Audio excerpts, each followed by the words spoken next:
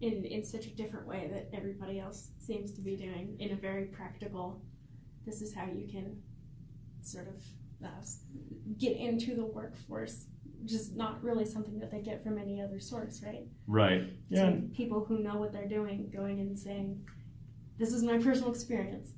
Absolutely. Yeah. And the children in the majority of situations are in school. They're being educated. Sometimes they're in rural communities with very limited resources, very limited education. But they are receiving education, but they aren't receiving day-to-day life skills in most cases, and certainly they're not receiving skills of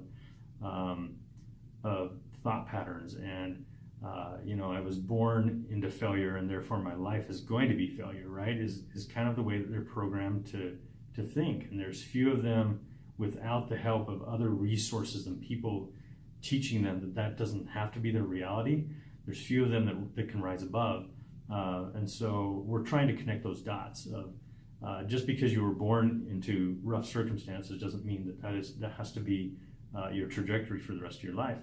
I should mention we do, despite the fact that we don't go and do manual labor, we do look for opportunities to fund projects.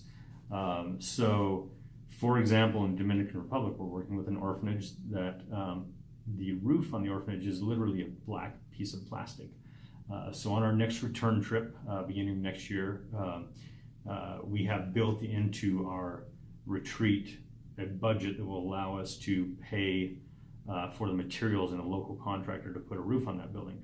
We don't go do the work ourselves, but we do fund the project, and we do have local liaisons who oversee to make sure that that things are done correctly, that there's no misappropriation of funds and things like that, and that we're doing something that is benefiting, blessing the lives of the children beyond just the one-on-one interaction and the friendship and mentorship.